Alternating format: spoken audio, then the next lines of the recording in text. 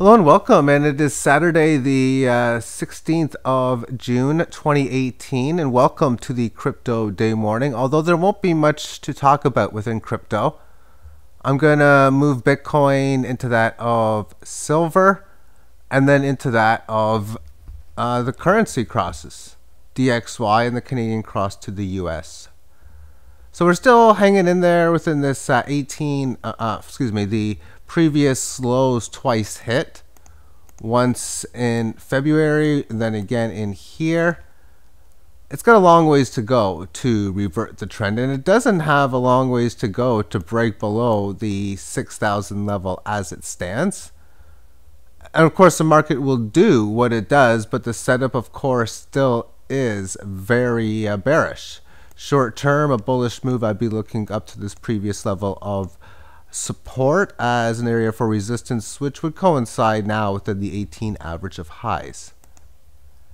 Silver on the daily chart, I wanted to see how well it would do finding support where it came from. It really didn't find support in there. Interesting move to say the least.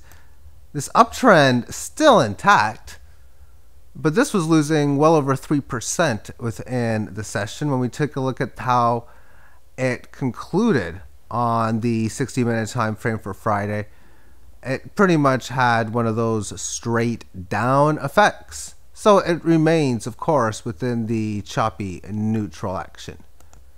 Let's switch this over for silver in the Canadian dollar cross. And within the Canadian dollar losing against the US, that's why this is doing better amongst such. It's now came back to this previous level of resistance, and it has a little bit further to go back to the yearly level of resistance, which is at around 21.5 Canadian. And within the Canadian dollar cross against the US, two decent red down days in a row, breaking below the key support at the 767 handle, as well as the support at the 7622 handle, as it is now at levels not seen since it was rallying up from this point almost 1 year ago.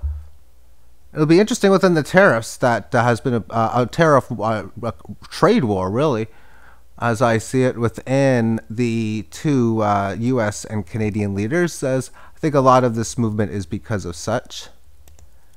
But the dollar index is holding very, very well ever since its rally begun at the start of April.